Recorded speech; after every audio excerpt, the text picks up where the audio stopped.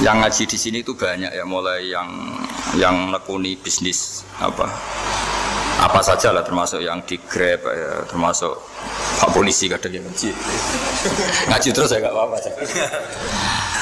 Dan semua saya itu termasuk kiai yang nggak pati suka ada pertanyaan, bukan karena apa-apa ya.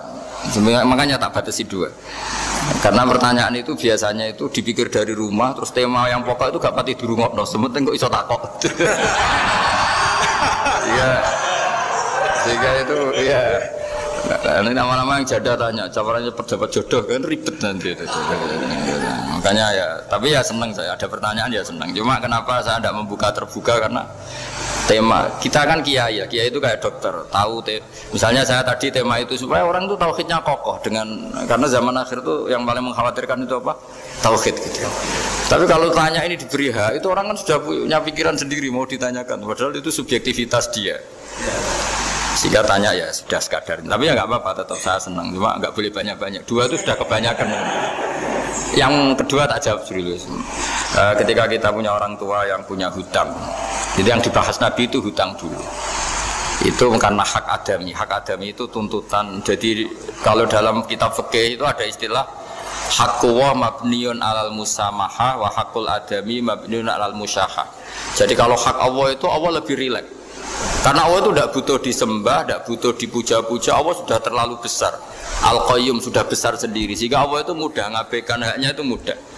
Tapi kalau hak adami, bawaan manusia itu kalau hartanya dibawa orang itu ingat terus, sehingga harus diselesaikan. Maka Nabi kalau mau mensolatkan danya, tanya punya utang enggak. Tapi kalau orang itu misalnya enggak sholat atau apa, itu Nabi masih ringan. Yang ditanyakan imannya. Bukan berarti kita nyepelekan sholat, enggak. Tapi memang agama ini yang diprioritaskan itu hak adami. Sholat itu super penting, bukan penting lagi super penting.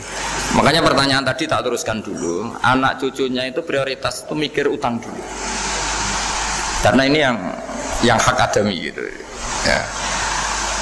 Nah setelah utang itu selesai, baru dipikirkan menurut sebagian ulama, anak ini boleh mengkodoi sholat yang ditinggalkan orang tuanya. Atau dikafaroi, misalnya per sholat nilainya sekian terus dibayarkan ke fakir miskin. Nah, tapi pertanyaan seperti ini sepertinya mengganggu itu begini, takutnya jadi masif. Jadi masif itu gini, berhubung ada solusinya. Ini yang tanya orang mana tadi itu? Solo, ini orang Solo ini harus dikasih tahu. Berhubung ada solusinya, jangan-jangan kita yang kaya. Misalnya Pak Yusuf atau Bu Sulis kaya, kalau punya tabungan. Nak saya tidak usah sholat ya, nanti gampang. Karena per sholat kan nilainya hanya sekian gitu. Umur saya kan paling tinggal berapa, itu cukup lah apa? Iya cukup untuk mengganti, itu kan ribet. Makanya solusi itu ya kadang tidak baik. Karena nanti dipakai saya naik dewi. Makanya dulu itu terkenal ada guyonan, seorang kiai ditanya, ini guyonan nyata. Pak Kiai, katanya Kiai itu orang suci, tapi kadang-kadang kok maksiat juga. Si Kiai ini jawabnya ngawur sekali. Justru yang boleh maksiat tuh Kiai, kamu nggak boleh. Terus, kenapa Pak Kiai? Dia tahu caranya tobat, kamu nggak tahu. Jadi yang melanggar hukum itu kan yang pakar hukum. Tahu itu. Tahu ilmunya. Cara melanggar tapi nggak bisa dipidanakan. Punya penghapusnya ya punya penghapusnya, itu kan ribet kan. Artinya gini ya, yang orang Solo tadi, kalau kadung terjadi orang tua kita ada sholat, kalau kadung terjadi orang tua kita ada sholat atau pernah meninggalkan sholat, kita sebagai kiai itu punya cara supaya yang untung tuh fakir miskin. Misalnya kita fatwa dikasih fidyah atau fida atau apa. Tapi ini bukan cara yang jadi solusi, karena takutnya nanti jadi gerakan masif tadi. Gerakan tidak usah sholat diganti, ya itu kan ceribet jadi. Tapi kalau sampai ingin berbuat baik sama orang tua yang nggak pernah sholat, saran saya satu, hak adamnya selesaikan dulu. Karena memang dalam syariat Islam nomor satu itu hak. Masyhur itu kan ketika ada jenazah, Nabi itu nggak tanya orang itu sholat nggak, dan tanya kan punya utang nggak gitu. Sehingga kalau di kampung-kampung di mana-mana kalau ngelepas jenazah kan, kalau ada hak adami diambil alih keluarga supaya mayit ini ketemu Allah tanpa ada hak adami kan gitu, semuanya kan ya kan yang diselesaikan kan adami dulu, utang piutang itu tadi. Ya gitu ya, jadi Enggak semua solusi itu baik karena takutnya tadi loh, apa? Jadi gerakan tadi. Makanya kita jadi kiai sering bingung gitu loh, karena mau gak fatwa itu ada yang tanya, mau fatwa takutnya tadi. Misalnya kita kan paling umurnya tinggal berapa, dihitung saja per sholat, terus bilang ke anaknya, nak saya tidak usah sholat, nanti ini aja bayarkan. Kan jadi ribet. Nah, yang pertanyaan pertama tadi tentang apa? Banyaknya ini Gus, penceramah. Menceramah. Itu agak provokatif. Beda itu ada dua, beda karena bodoh, itu memang harus kita tinggalkan. Yang beda karena bodoh. Ada beda karena rumus ilmu, itu harus kita hormati. Saya punya sekian bukti beda ya kalau karena bodoh tentu kita tinggalkan. Tapi kalau karena rumus ilmu yang beda, misalnya gini, saya kiai yang lama di kota, saya akan lama kerja di Jogja. Mungkin perasaannya orang kota itu kalau ketemu tetangga, misalnya saya kiai, udahlah kalau ketemu tetangga itu gak usah tanya. Ya kalau ketemu biasa aja, tidak usah tanya, tidak usah ramah, biasa aja. Itu mungkin bagus nasihat itu di kota, karena kalau di kota itu ketemu tonggo takok badai temputi mau kemana itu ganggu privasi. Sehingga bagian dari kebaikan baik sama tetangga ya jangan tanya, karena itu ganggu apa? Privasi. Tapi kalau di kampung dianggap sombong kan nggak tanya. Nah hal-hal seperti ini itu perbedaan karena ilmu. Memang di kota kulturnya seperti itu, di kampung seperti ini. Nah itu bukan perbedaan karena kondisi muqtadul hal, memang kondisinya berbeda. Ya kondisinya apa?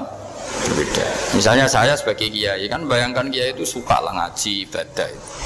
Terus kamu karena orang kota sukanya pizza tuh. Gus kesini Gus ayo naik makan pizza bareng, kan saya malah terganggu. Kamu niatnya hormat tapi ganggu karena nah. Sehingga dulu sahabat, ini cerita sahabat, ada sahabat yang ditanya tabiin itu generasi setelah sahabat. Sifli wajah Rasulillah, tolong jelaskan ke kami wajah Rasulillah Shallallahu Alaihi Wasallam. Ini sahabatnya nangis. Oh maaf sekali, saya tuh gak pernah melihat wajahnya Nabi meskipun saya berpuluh-puluh tahun jadi sahabat.